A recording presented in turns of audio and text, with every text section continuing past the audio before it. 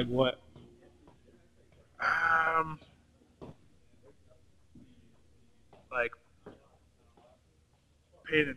trying to identify the correct feedback to pay attention to, right? People have a hard time differentiating this is what I should pay attention to. This is what's important. This is what's matters.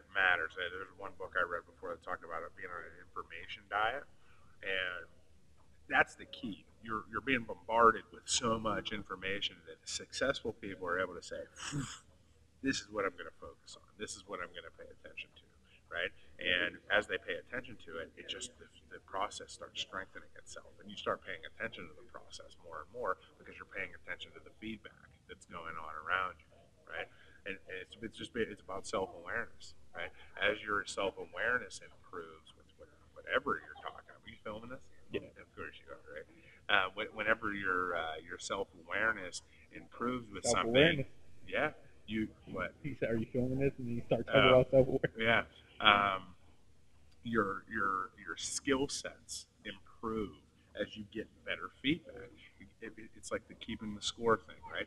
It's a basketball. If I shoot a basketball up in the air and there's no hoop for it to go in, I don't know whether I'm being successful or not, right? That basket tells you whether or not you're being successful or not. It gives you the feedback that you need that's going to give you that self-awareness to take it to the next level. But the problem is people are shooting baskets in the air with no basket a lot of the time. They wake up, and this is what he's talking about. They wake up and they start their day, and they have no purpose to it, right? They just get up and they let their emotions control everything about them, and they don't program their own thoughts directed at that feedback that they're getting because they're not aware of it. They're not paying attention to it.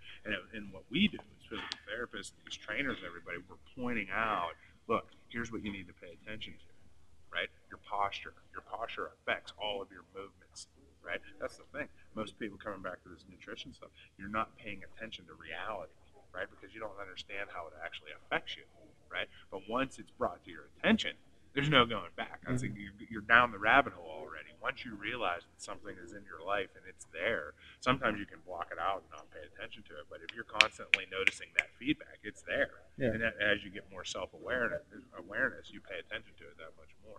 You know, that's the problem with being a physical therapist. You start getting a little crazy because you're aware of so much. Yeah. You know, and then you're meeting people that are 9 years old and 90 years old in the whole spectrum. So you start to learn so much about people, and what you realize it's the same thing across. The more successful people are more self-aware. They're more self-aware in their social relationships. They're more self-aware with whatever they're doing in their activities on a daily basis, and they pay attention to the feedback that's there. Not only do they pay attention to it, they respond to it. They make the changes and the adjustments that are necessary, and they don't run away from it, and they don't have fear, and they continue to they try to improve their self-awareness, and they try to get better.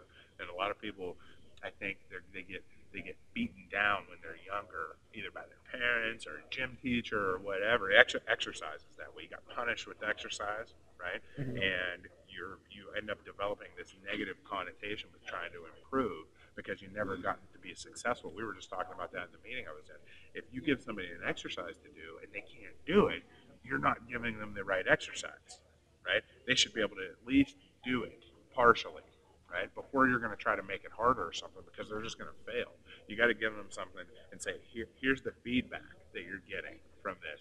Give them that awareness and then say, okay, well, I see that you can do this. Now let's try to do that in this more difficult situation. That's how you get people better. That part of like your self-efficacy theory, somewhat. Uh, the self-efficacy thing, yeah, I mean, self-efficacy is about the constant pursuit of that, Mm-hmm. right? So the self-efficacy is as you keep trying to get better, you get better at getting better, Yeah. right? And you start to be aware of what you need to do to get better, right? I mean, that's what self-efficacy really means. It means your ability to set a goal and achieve it, right? So, but the problem is if that goal doesn't have any direction to it, or there's no feedback relative to you in that goal, there's no way that you're going to have self-efficacy because you don't know where you're going, right? Let's start before you start